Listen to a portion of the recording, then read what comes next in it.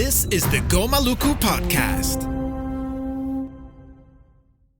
So now I would like to give the floor to Mr. Ghazali, who is the Indigenous Peoples Coordinating Body member of the Pacific region and also the Executive Secretary, to introduce us on the topic, which is participation modalities. Thank you, Ghazali, you have the floor. Thank you so much, Aminatu, and welcome everyone also to the third, from my end as well, to the third virtual dialogue on the enhanced participation. Let me quickly share my screen and hopefully be able to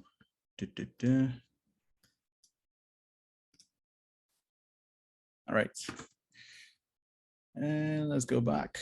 All right, so today we're going to discuss the participation modalities, and to give you a little bit of a rundown of the brief background. What is the enhanced participation process? It is right now the only participation category that exists for Indigenous peoples to participate in UN meetings is that of the NGO. And what this enhanced participation process is going to do is to develop a new status, which will not be based on ECOSOC accreditation requirements, and to allow our governments and representative institutions to participate in UN meetings such as the General Assembly, the Human Rights Council, and so that we can be distinguished from representatives of, for example, civil society, national human rights institutions, NGOs, and or local communities. Obviously, this is important, and while the United Nations has made important advances in recognizing our rights, particularly to self-determination, our participation within the UN is still limited.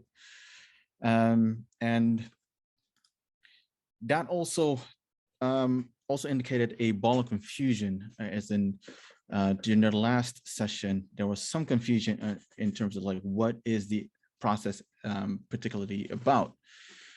And though we have seen from the General Assembly process, the Human Rights Council process, and now the upcoming workshop, there's been some difference in wording that's been used to pinpoint who are the beneficiaries of this process, or sorry, the status that we're working towards.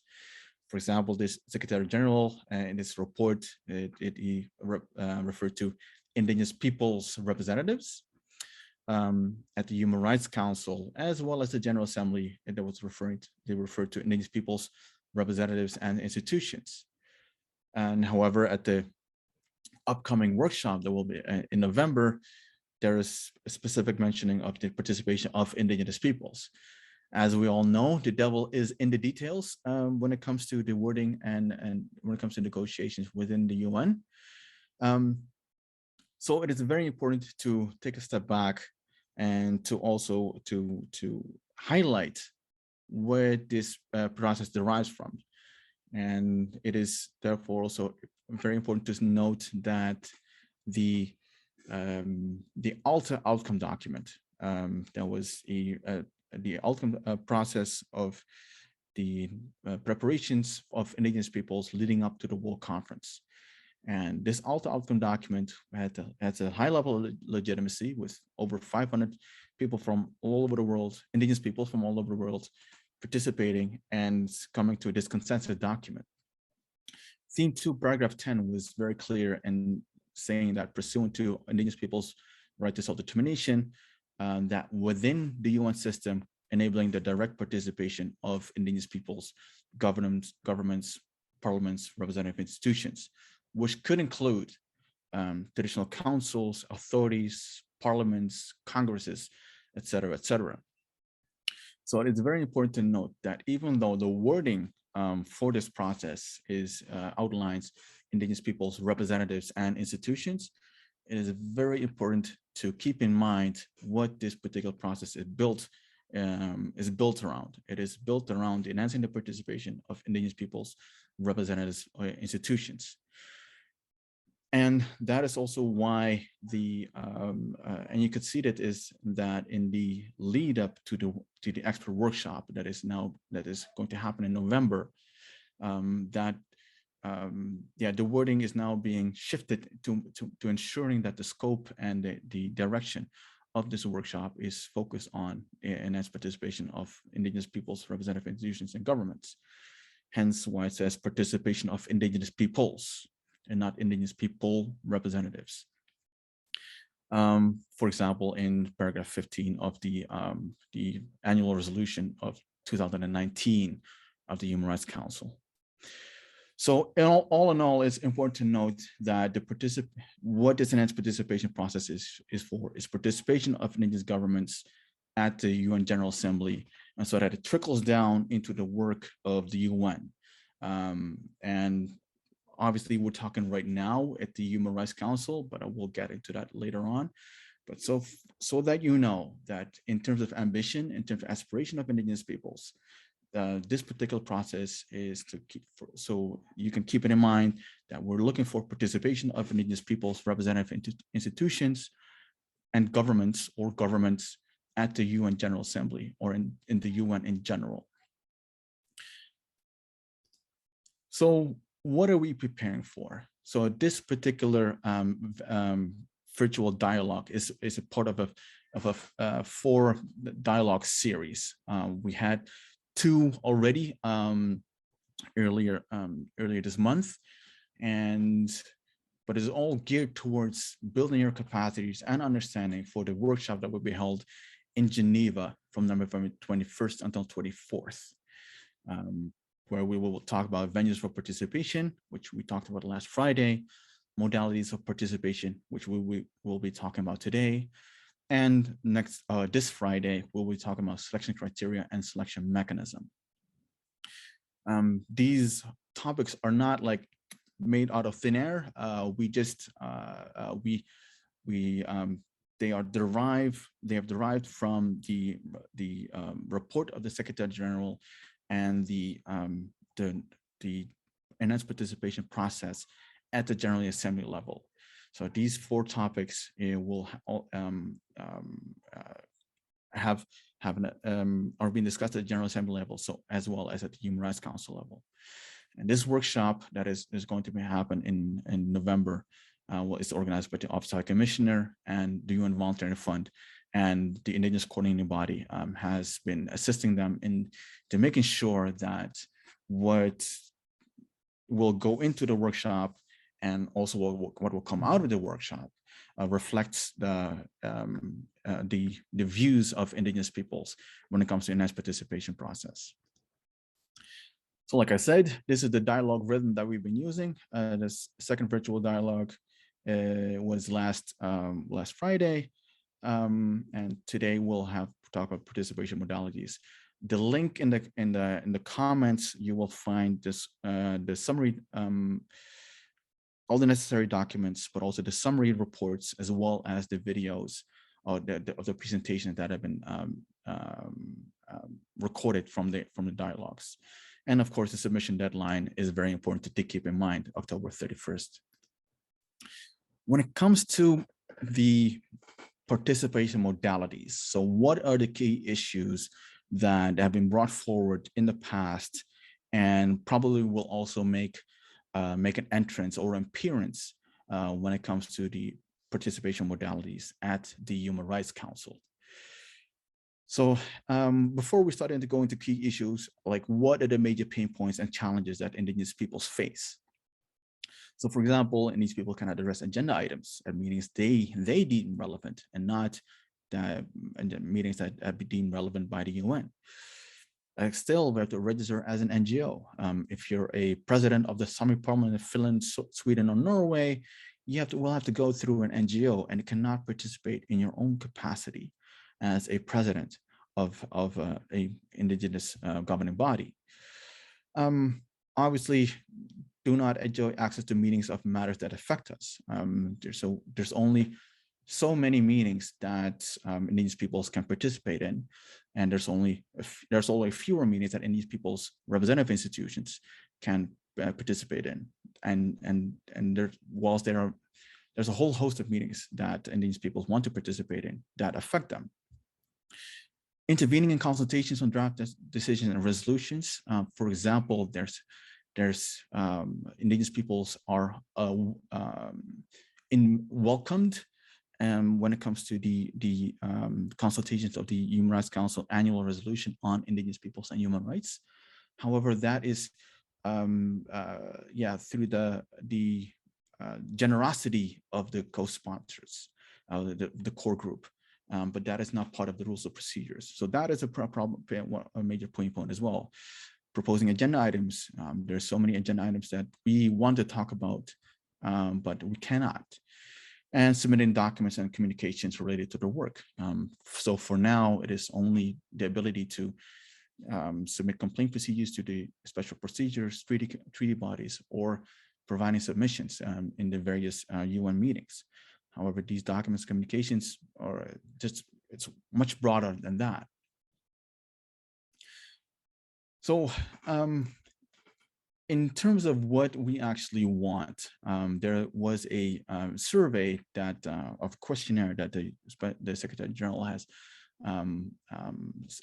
communicated in 2015, and these are what one of the recommendations that Indigenous peoples made.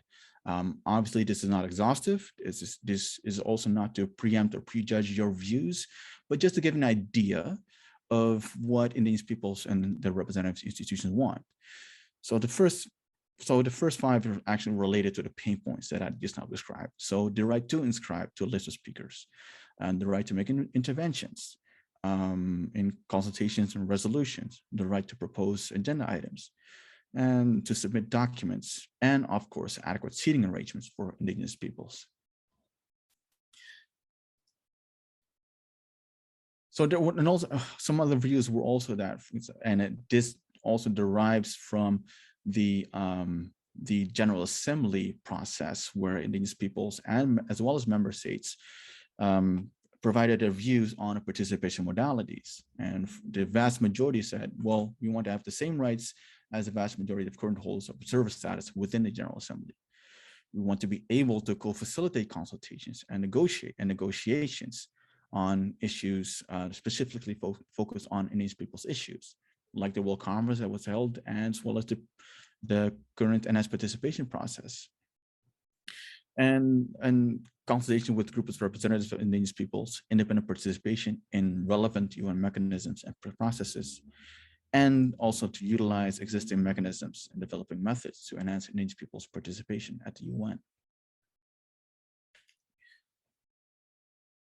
Like many said previously as well, and throughout the dialogues that have been held on NS participation, it's been said that at the very minimum, Indigenous peoples should have participation status should be comparable to non-government organizations in consultative status with ECOSOC.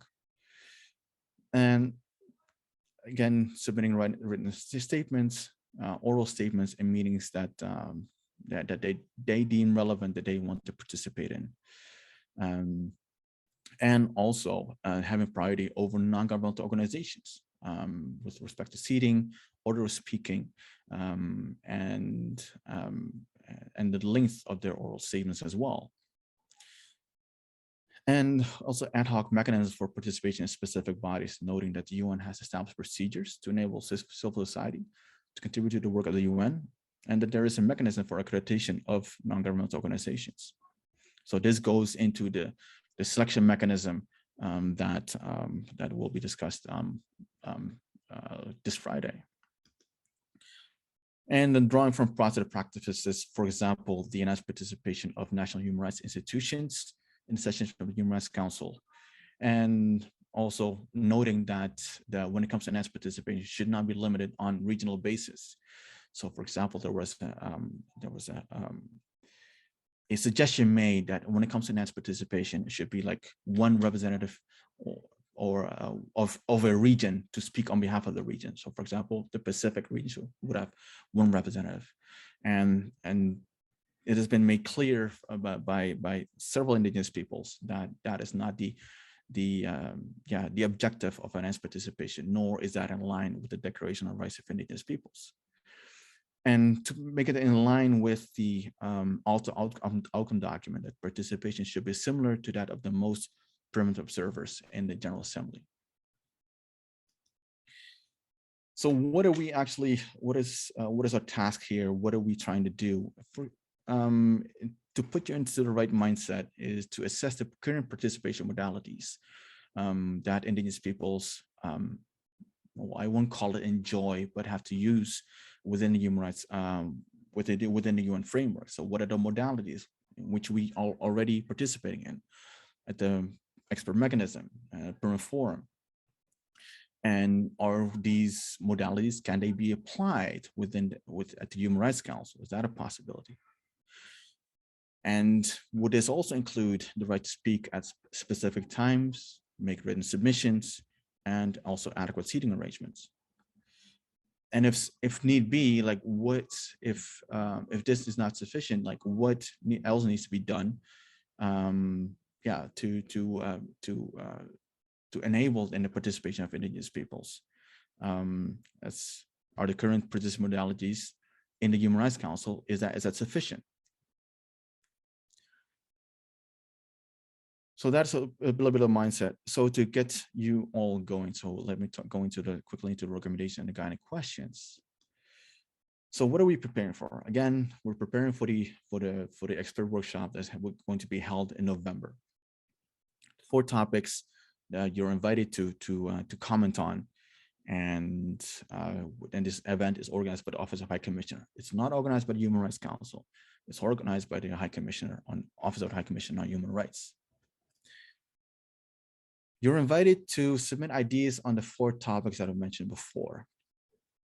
And when it comes to your ideas to the 4 topics, it is, to put it very bluntly and frank, it is better to have ideas on the 4 topics rather than to give a history lesson on participation of Indigenous peoples, because you only have 2,500 words at your disposal. And you can only provide your contributions in English, French, or Spanish and put it into word format. It is very important for, if you have any views on any of the 4 topics, it doesn't have to be all 4 of them, but if you have views of any of the 4 topics, that you provide them into writing, submission to the expert workshop, because the outcome of this expert workshop will be a summary report, which will also include recommendations.